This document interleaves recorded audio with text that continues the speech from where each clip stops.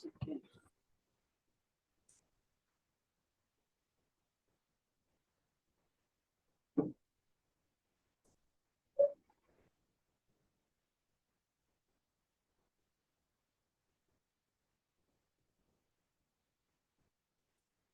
कल की तरह आज भी जैसी एक लिंक एक्सपायर होगी, सो फिर क्लास 2 क्लास 3 क्लास 4 ऐसे करके ज्वाइन कर लेना।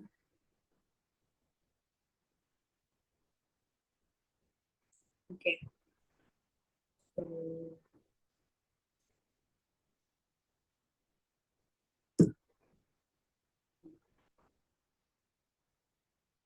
ठीक है। सो हम आज लर्निंग पढ़ने वाले हैं। सो एनी आइडिया, अपने ग्रेजुएशन में तुम लोगों ने आई थिंक पढ़ा ही होगा लर्निंग के बारे में। हमने चैप्टर 1 में भी कवर किया था कि लर्निंग इज एक्चुअली बिहेवियरिज्म में सबसे ज्यादा इसका रोल है लर्निंग का। तो any idea, anything that you want to say और you know about learning?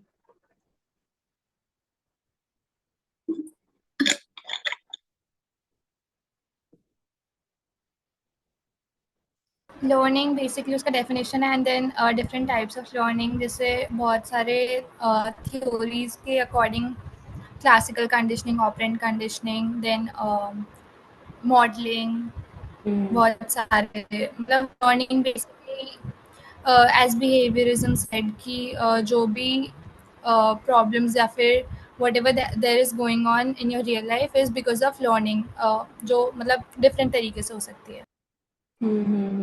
Good good good. हाँ, तो ये सारे मॉडल्स हैं लर्निंग में। इवान पैवलो का क्लासिकल कंडीशनिंग था। तो अभी तक हमने ग्रेजुएशन में ऊपर ऊपर से पढ़ा होगा, आई थिंक एनसीईआरटी में सबने पढ़ा होगा, तो वो काफी छोटा छोटा दे रखा है। सिसरली में काफी अच्छे से डिटेल्ड में चीजें बता रखी है। एंड ये चैप्टर बहुत इंपॉर्टेंट है, इससे क्वेश्चन आता ही आता है। क्लासिकल कंडीशनिंग से, ऑपरेंट कंडीशनिंग से एक क्वेश्चन तो आता ही आता है। तो इसको ना बहुत अच्छे से पढ़ना है। एंड ये थोड़ा कंफ्यूजिंग भी हो जाता है, but as you read and reread it ना, तुम्हें समझ में आएगा कि रियल लाइफ में कितना ज्यादा एप्लीकेशन है इस चीज का। और you can use this in your entrance का प्रिपरेशन ऑल्सो। ये जितनी भी थ्योरीज इसमें दे रखी है ना, it will help you in preparing for your entrance, कि किस टाइप का स्केड्यूल तुम्हें बना के रखना चाहिए और कैसे तुम्हें पढ़ाई की और मोटिवेशन आएगी पढ़ने की। तो जैसे जैसे हम रीड करेंगे, will explore that. So first of all, definition क्या है लर्निंग की? ऐसे कोई कॉन्क्रीट डेफिनेशन सोचो उससे पहले just think what learning is. Learning is कि कुछ भी तुम नया सीख रहे हो, राइट?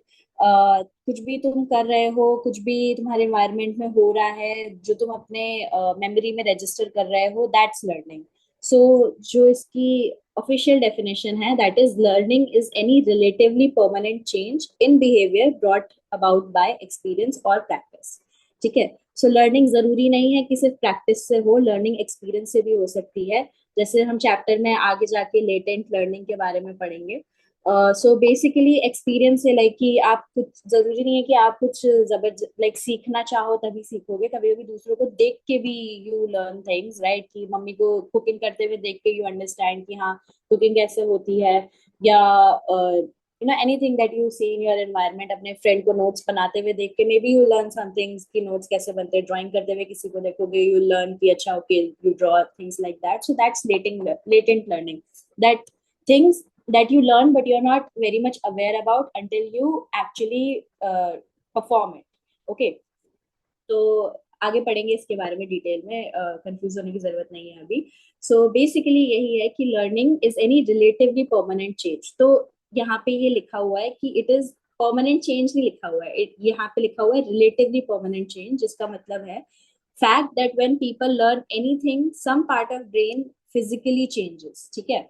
रिलेटिव परमानेंट का मतलब यही है कि जब भी हम कुछ नया लर्न करते हैं तो हमारे ब्रेन में फिजिकली कुछ चेंजेस आते हैं। ये बहुत कॉन्क्रीटली नहीं कहा गया है, बट रिसर्च सजेस्ट दैट ऐसा होता है। ब्रेन में फिजिकली चेंजेस आते हैं, जिसकी वजह से हमारे ब्रेन में जो रिंकल्स होते हैं ना, ग्रे रिंकल्स होते हैं, you must have seen in the diagram also, brain का कुछ कुछ रिंकल्स होते हैं। जैसे जैसे हम बड़े होते जाते हैं, नई नई चीजें सीखते जाते हैं, वैसे ही वो रिंकल्स और ज्यादा बढ़ते हैं, उसको जायरस बोलते हैं। ठीक है। Those wrinkles get more and more enhanced as we grow and learn things. So that's why learning को permanent change नहीं बोला गया है, बट रिलेटिवली परमानेंट चेंज बोला गया है। ठीक है। क्योंकि फिजिकल चेंजेस भी ब्रेन में होती हैं जैसे जैसे थिंग्स हैपन। ठीक है। Uh, Okay, then we'll talk about research suggests that once people learn something, it may be present somewhere in memory in physical form, like I said, gyrus का. Then यहाँ पे लॉ ऑफ इफेक्ट की बात की गई है, जिसके बारे में भी आगे जाके चैप्टर्स में पढ़ेंगे, बट बेसिकली ये पैराग्राफ ये कह रहा है, as the role of experience in learning, think about the last time you did something that caused you a lot of pain. So how do we learn? Law of effect basically बहुत easily summarize कर देता है कि how we learn things. कुछ भी चीज करने से अगर हमको एक डिजायरेबल कॉन्सिक्वेंस मिलता है, एक डिजायरेबल उसके बाद कुछ चीज हमें मिलती है जो प्लेजरेबल होती है हमारे लिए, तो हम वो चीज ज्यादा करते हैं, और जो भी काम करने से हमको कुछ चीजें नहीं मिलती है तो वो हम नहीं करते हैं. लाइक स्क्रोलिंग करने से बहुत ज्यादा एग्जाम के पहले, if I fail I not scroll lot before exams. If I study before exams and I pass, then I'll study before exams. So this is how I learn how to behave. This is how I learn things. Okay, so ये बहुत एक basically define किया गया है through law of effect जो Thorndike ने दिया था, जिसके बारे में आगे ऑपरेंट कंडीशनिंग में भी पढ़ेंगे. Okay, so not all change is accomplished through learning. ठीक है. सो सब कुछ जो भी चेंज हमारे बॉडी में है, हमारे अंदर आता है, जरूरी नहीं है कि वो लर्निंग के थ्रू ही अकॉम्प्लिश हो. कुछ चीजें मेच्योरिटी के थ्रू भी अकॉम्प्लिश होती है.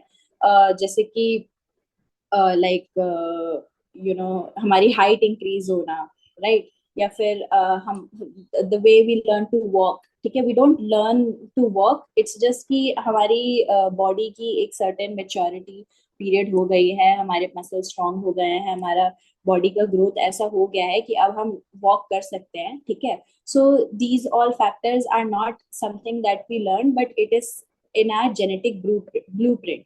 लाइक ये हमें हम सीखे सिखाए आते हैं. It's kind of that you can say. और learn to speak, like learning to use language, that we learn, but learning to speak, ये सब मेच्योरेशन के थ्रू होता है. This is not that we intentionally learn or something like that. You baby produce sounds until unless तुमको कोई disability ना हो. So naturally these things happen. So everything, not all change is accomplished through learning. Some change is controlled by genetic blueprint, and this kind of change is called maturation and is due to biology and not experience. Okay, now we'll talk about classical conditioning, जो बहुत ही famous हमने पढ़ा है. अभी तक हम काफी बार इस चीज को पढ़ते आए हैं, एंड इसमें भी काफी डिटेल में उस चीज को बताया गया है. ऑल्सो हमने चैप्टर 1 में पढ़ा था कि John Watson was the pioneer of behaviorism और father of behaviorism, but actually में इवान पैवलो ने सबसे पहले लर्निंग का कॉन्सेप्ट, लर्निंग कैसे होती है उसको डिफाइन करने की कोशिश की थी थ्रू एक्सपेरिमेंट्स. एंड बिहेवियरिज्म का फर्स्ट पॉइंट इवान पैवलो ही था, बट लाइक आई सेड पहले भी कि John Watson basically made this field famous. ठीक है, जॉन वॉटसन के बारे में भी आगे और पढ़ेंगे. सो अभी हम बात कर रहे हैं वैन पैवलो की. ठीक है, Ivan Pavlov who pioneered the empirical study of basic principles of a particular kind of learning. ठीक है, सो पैवलो ने लर्निंग की एम्पिरिकल स्टडी को पायनियर किया है, बिहेवियरिज्म को पायनियर नहीं किया है. इस पे कंफ्यूज मत होना, अगर कुछ भी क्वेश्चन आएगा इसको लिख लो, इसको याद कर लो, don't get confused on this. ठीक है, लर्निंग पायनियर किया है वैन पैवलो ने, एंड बिहेवियरिज्म पायनियर किया है जॉन वॉटसन ने. ठीक है, Ivan Pavlov was a Russian physiologist. ठीक है, and he was studying about the digestion in animals. ठीक है, किस टाइप डाइजेशन कैसे होता है, सलाइवा का क्या रोल होता है, वो सब एक्सपेरिमेंट्स इवान पैवलो कर रहा था. वो एक्सपेरिमेंट करते करते he stumbled upon this psychological phenomena कि जब हम दो स्टिमुलस को एक क्लोज टाइम में हम पेयर करते हैं तो we get a desired response, और we initiate the learning process. ठीक है, उसको हम अभी डिटेल में पढ़ते हैं स्टेप बाय स्टेप. बट या this is what Ivan Pavlov was initially doing and what he like what was his aftermath. So Ivan Pavlov की ये है, ऑल्दो इसमें इतना वो बताया नहीं गया, बट इवान पैवलो ने लाइक काफी एनिमल क्रुएलिटी की थी. Like he used to take out organs of animals and put some devices, ये instruments and devices to measure उनका सैलिवेट कितना कर रहे हैं, या ईसोफेगस निकाल दिया था, उसमें पाइप डाल दी थी. So lot of things we did with animals which was not nice. So I personally don't feel nice reading this particular experiment. uh, but that is what it is. We need to experiment. But yeah, ये है कि वो उसके बाद इलाज करवा देता था उन animals का जिनके साथ भी he did the experiments. But this is some additional information that I thought you should be knowing before you read about these experiments. Okay. So he was studying the digestive system in dogs, and Pavlov and his assistants had built a device that would accurately measure amount of saliva produced by dogs. So ये जो device था, that was actually inserted inside the dogs. Okay. So वो initially यही measure कर रहा था कि कितना saliva dogs like give, and saliva is actually a reflex. Okay, it is a involuntary response. हम कुछ भी खाना देखते हैं, कुछ भी tasty चीज देखते हैं तो हमें सलाइवा आने लगता है, या हमें भूख लगती है तो हमें सलाइवा आने लगता है. सलाइवा का मेन मैकेनिज्म ही यही है, डाइजेशन को इनिशिएट करता है. उसके अंदर कुछ एंजाइम्स होते हैं which initiates the digestion. So that's a normal reflex, it's a involuntary response. ठीक है. एंड क्लासिकल कंडीशनिंग का कोर ही यही है कि it it talks about learning involuntary response. ठीक है. That's the core of classical conditioning. So operant conditioning के बारे में जब हम आगे पढ़ेंगे तो operant conditioning and classical conditioning में main key element यही है कि operant conditioning बात करता है learning of voluntary behavior and classical conditioning बात करता है learning of involuntary behavior. So अभी हम सिर्फ involuntary behavior को कैसे learn किया जाता है उसके बारे में experiment पढ़ेंगे. Okay.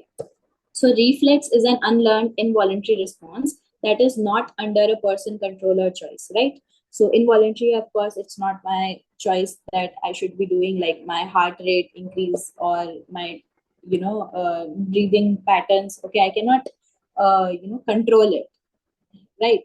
So ये चीज है. A stimulus can be defined as any object, event or experience that causes a response. ठीक है. स्टिमुलस कुछ भी एक ऐसा सेंसेशन है एनवायरनमेंट में, कुछ भी एक ऐसी हरकत है जिसकी वजह से हम रिस्पॉन्स करते हैं. Now stimulus could be in light आती है तो हम आंखें खोलते हैं या आंखें लाइक बंद कर लेते हैं, ज्यादा लाइट होती है तो आंखें बंद कर लेते हैं. एंड जो हमने लास्ट क्लास में भी कॉन्शियसनेस में पढ़ा था कि how when the light comes and our body knows that अब melatonin decrease करो and उठने की जरूरत है. What was that system? SCN in our hypothalamus, which gives the signal. So these are what? These are stimulus. ठीक है. Stimulus in the environment. जो भी हरकत हो रही है, जो भी any change that's happening in the environment, that is registered by us, which will produce a response. So CC is basically about stimulus response learning. Okay. CC यानी classical conditioning is about stimulus response learning and the reaction of an organism. In the case of Pavlov's dog, the food is stimulus and salivation is response. Okay.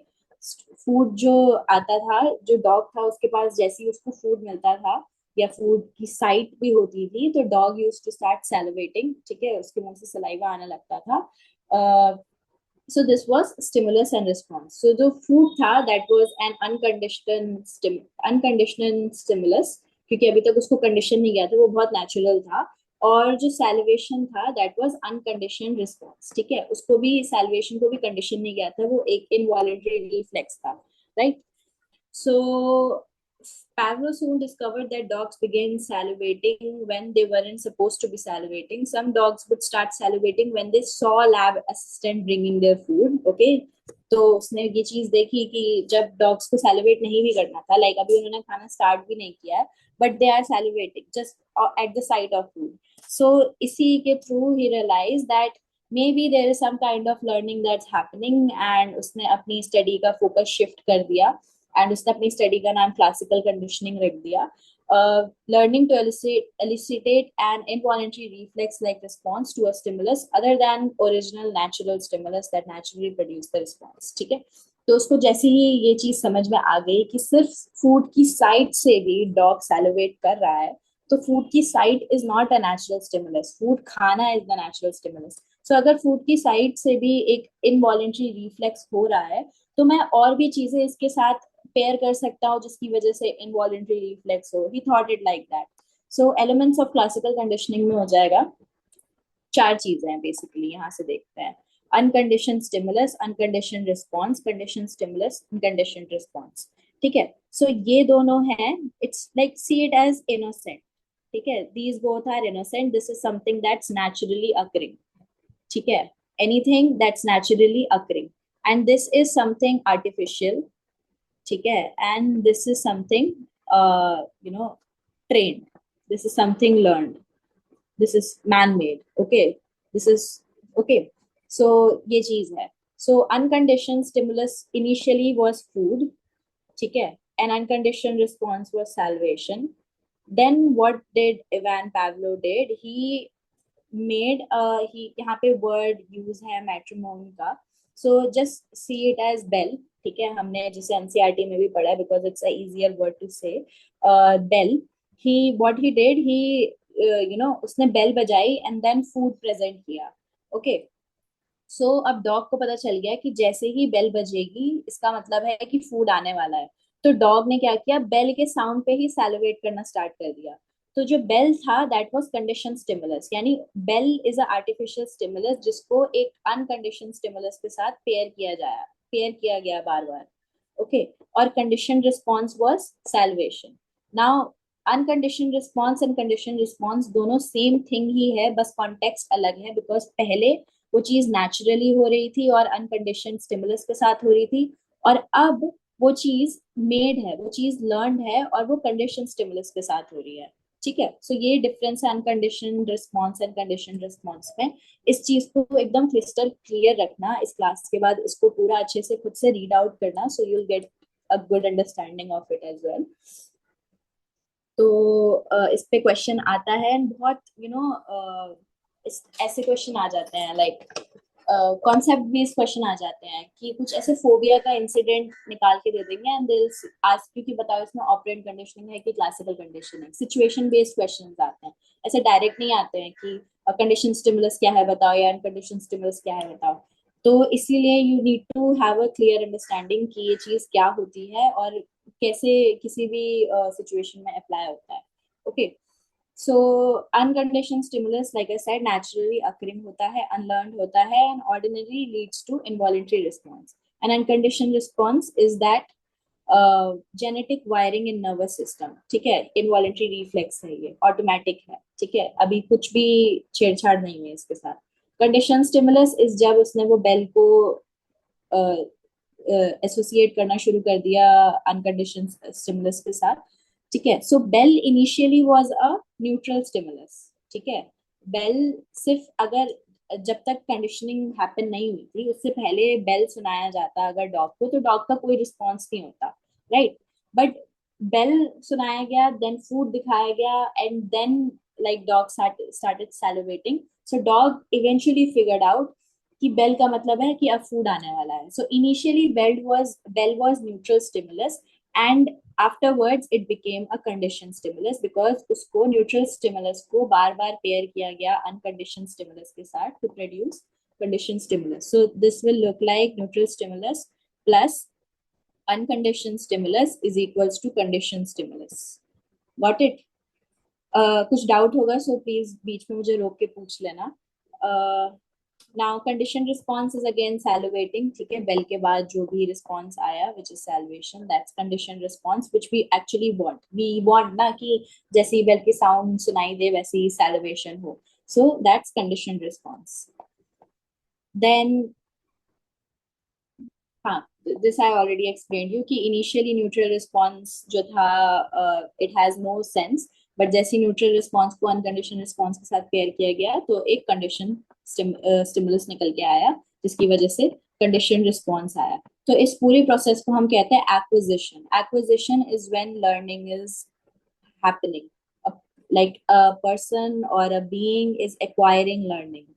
ठीक है, so that's is acquisition. सो इसमें classical conditioning में 4 processes होते हैं। Acquisition, उसके बाद है या generalization, discrimination, and then spontaneous recovery। Okay, extension and then spontaneous recovery. इसके बाद आता है extension and then spontaneous recovery. Okay, पढ़ते हैं अभी हम उन 4 प्रोसेसेस के बारे में भी। तो फर्स्ट प्रोसेस यही होता है एक्विजिशन, जहाँ पे लर्निंग हैपन हो रही होती है। ये जो भी this formula, just remember this formula, this is acquisition. Okay, ये मतलब वो नहीं है, कुछ ऑफिशियल फॉर्मूला नहीं है, this is something I created to remember things. Okay, so यहाँ पे डायग्राम्स के साथ बहुत अच्छे से बताया गया है। बिफोर कंडीशनिंग एक न्यूट्रल स्टिमुलस था which is metronome, bell bell समझ लो इसको, ठीक है, लाइक बेल, ठीक है। And there was no salivation, ठीक है। ड्यूरिंग कंडीशनिंग न्यूट्रल स्टिमुलस को अनकंडीशन स्टिमुलस के साथ पेयर किया और अनकंडीशन रिस्पॉन्स आया। उसके बाद आफ्टर कंडीशनिंग कंडीशन स्टिमुलस के साथ कंडीशन रिस्पॉन्स आया। Salvation is like same but the context of salvation is different that you need to understand, ठीक है। जैसे तुम खुद से रीड करोगे तो और अच्छे से चीजें समझ में आएंगी। ओके, लाइक कंडीशन यहाँ पे बताया गया है कि क्लासिकल कंडीशनिंग एडवर्टीजमेंट्स में भी यूज किया जाता है। कि जैसे ही तुमको टीवी पे ऐसे दिखाएंगे ना कि कुछ भी जैसे मैकडोनल्ड्स की एड होती है तो उसमें कितना टेस्टी टेस्टी खाना दिखाते हैं, right, and you start salivating या you start feeling like oh मुझे भी खाना है, start feeling like hungry. Okay, so वो टेम्पटिंग फोटोज दिखाते हैं। So next time when you go by McDonald's you get that same feeling and you like, अगर तुम्हारा मन भी नहीं होगा still you will go inside and have something, even if you don't want to, even if you had something before only, but they it somewhere like influence your decision making. So ads classical conditioning को बहुत अच्छे से utilize करते हैं, advertisement बहुत अच्छे से utilize करते हैं। It's so simple that it happens to people all the time without them even being aware of it. Does your mouth water when advertisement of your favorite food on television? Do you feel anxious every time you hear the high pitched whine of dentist drill? Similarly, fear response. Classical conditioning, like जो phobias है ना, phobias are explained through classical conditioning. Now, जो जो भी disorders हम पढ़ते हैं ना, मैंने पहले भी तुम्हें बताया था कि 3 स्कूल ऑफ थॉट्स है, behaviourism, humanism and psycho analysis. ये तीनों स्कूल ऑफ थॉट के थ्रू हम डिफरेंट डिफरेंट चीजें एक्सप्लेन करते हैं। तो फोबियाज को बिहेवियरिज्म के थ्रू हम जब एक्सप्लेन करते हैं तो हम क्लासिकल कंडीशनिंग की बात करते हैं कि phobia is learned through classical conditioning. So यहाँ पे भी इस एग्जाम्पल में यही बताया गया है कि जब हम डेंटिस्ट के पास जाते हैं वो जो नॉइज आती है ड्रिलिंग की, टीथ की, right, so we feel anxious, we feel fearful, right. तो क्या होता है कि वो ड्रिलिंग नॉइज के साथ वो एक फियर रिस्पॉन्स एसोसिएट हो जाता है। तो कहीं भी कोई भी ड्रिलिंग नॉइज होगी तो वील स्टार्ट फीलिंग फेयर। अब ये जरूरी नहीं है कि हर किसी में हो, but this is how we can explain. जिन लोगों में ये चीज डेवलप होती है, this is how we can explain कि हाँ classical conditioning must have taken place, that's why people are feeling like that. Okay, so these both are example of classical conditioning. जो लिटिल एल्बर्ट एक्सपेरिमेंट भी हमने पढ़ा था chapter 1 में। Now see what I am doing while teaching you. I am trying to connect chapter 1 and 2 together, chapter 4 and 2 together, right? So I'm connecting these chapters together. तो जब तुम खुद से पढ़ रहे हो तब तुम्हें भी ये चीज करनी है कि डिफरेंट डिफरेंट चैप्टर्स को कनेक्ट करना है, अदरवाइज लाइक चीजें ज्यादा टाइम तक तुम रिटेन नहीं कर पाओगे। जब तुम्हें पूरी बुक का पूरी बुक को कनेक्ट करके पढ़ोगे तो अच्छे से चीजें याद रहेंगी। This I keep repeating so that you guys also do it, or yeah. So now little Albert experiment को भी classical conditioning में, if you forget about little Albert experiment, किसी को याद है, कोई बताएगा मुझे little Albert experiment क्या था?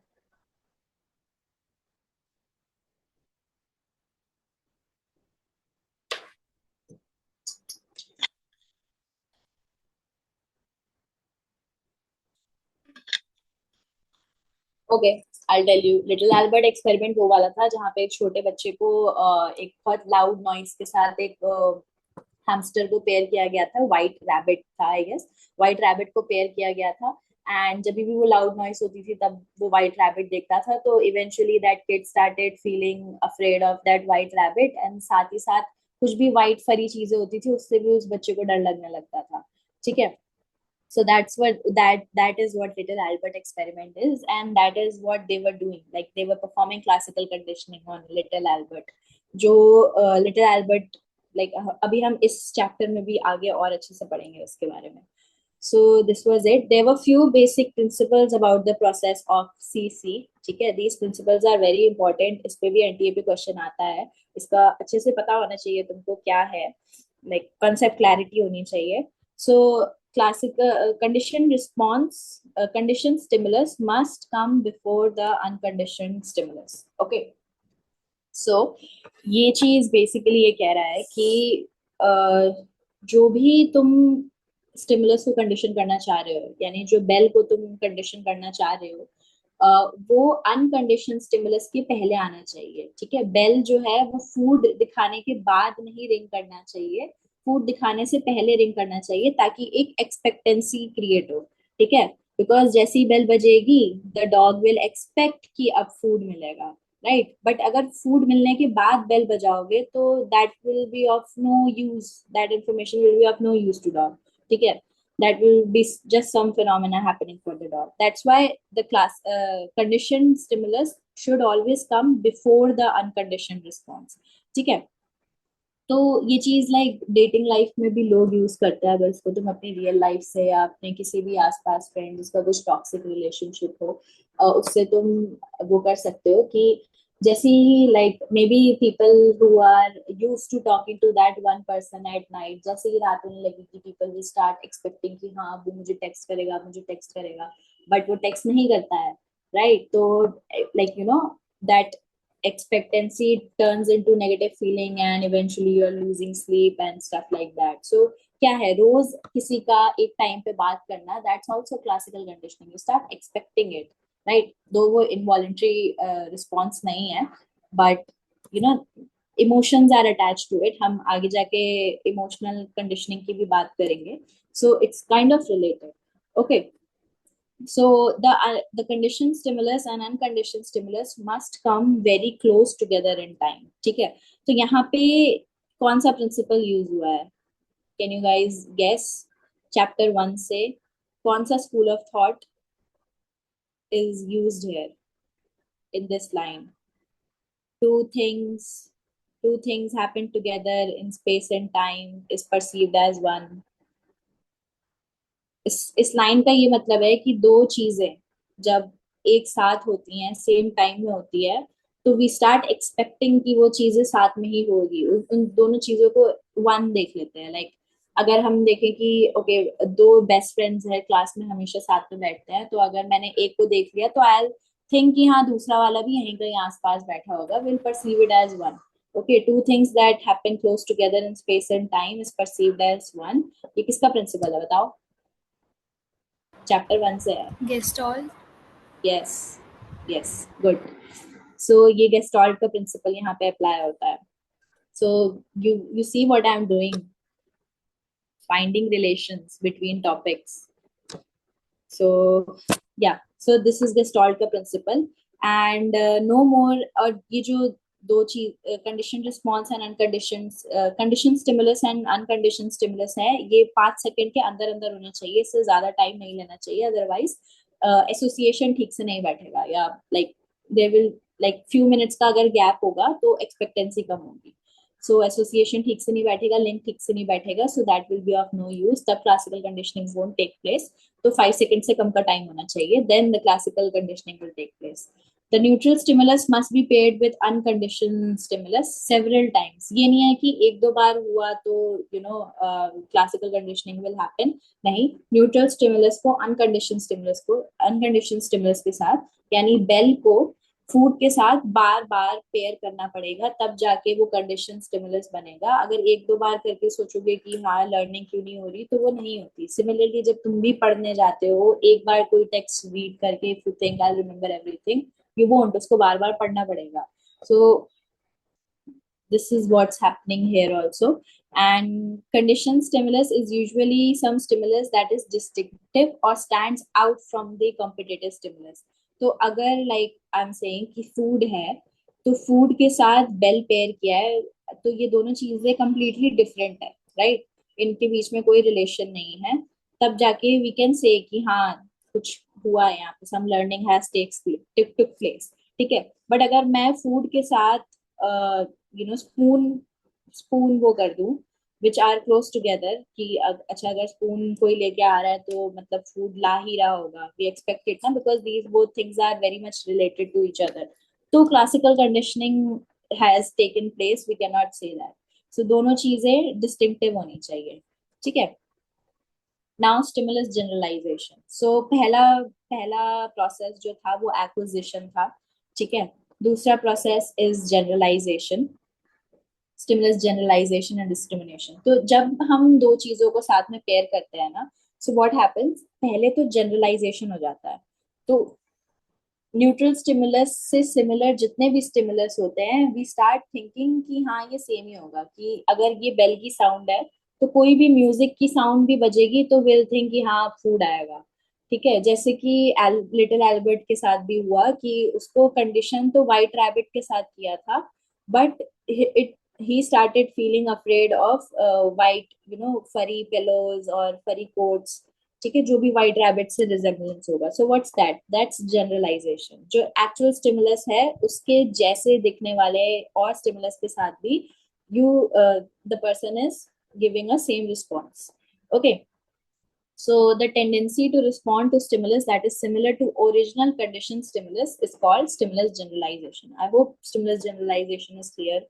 And stimulus discrimination is when we learn to discriminate कि नहीं नहीं नहीं, बेल की साउंड इज डिफरेंट, उस पर फूड आता है, बट कोई रैंडम म्यूजिक के ऊपर फूड नहीं आता है. ठीक है. So then the person will understand to discriminate between different stimulus even though they are similar. ठीक है. तो जैसे जैसे उस लिटिल एल्बर्ट के एक्सपेरिमेंट में भी जस्ट एज्यूम कि मान लो उसको समझ आने लगेगा कि हाँ व्हाइट कोट के साथ कुछ स्केरी नॉइज नहीं आ रही है तो मुझे इस चीज से नहीं डरना है, मुझे सिर्फ व्हाइट रैबिट से डरना है, तो वो स्टिमुलस डिस्क्रिमिनेशन हो जाएगा. ठीक है. then there is extension and then spontaneous recovery. So extension is basically जब हम condition stimulus के साथ अनकंडीशन स्टिमुलस को पेयर करना बंद कर देते हैं. ठीक है.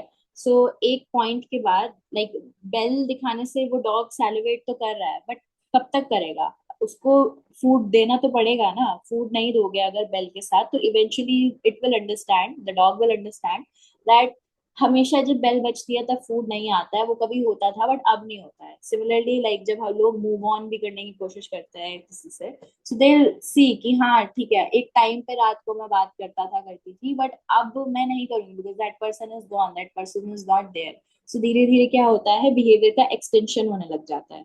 ठीक है. सो यहाँ पे भी यही है कि फूड के साथ उसको बेल के साथ उसको फूड देना बंद कर दिया तो eventually the dog stop salivating at the sound of bell. ठीक है. फिर कुछ टाइम बाद लाइक एक दो हफ्ते बाद क्या हुआ कि again the food was presented with the bell. ठीक है. The food was presented with the bell so dog again start salivating. So इसका एक्सटेंशन में we can not say that जो भी बिहेवियर जो भी चीज लर्न हुई थी that got like missed or वो हो गया like भूल गया, we cannot say that is forgotten. ठीक है. it is just, it is somewhere in the brain, just not reminded or just not affirmed. ठीक है. so like तुम मान लो तुमने सेकंड स्टैंडर्ड में कुछ पढ़ा होगा एंड आज तुमसे वो पूछा जाए तो तुम बोल दो मुझे याद नहीं है. ठीक है. बट इट डजेंट मीन कि वो तुम्हारे ब्रेन से कहीं लॉस्ट हो गया है. इट्स जस्ट मीन कि तुमने बिकॉज उस चीज की प्रैक्टिस नहीं की है, उसको दोबारा से पढ़ने की कोशिश नहीं की है, तो वो कहीं ब्रेन में दब गया है, उसके एसोसिएशंस लूज हो गए and you are unable to retrieve it.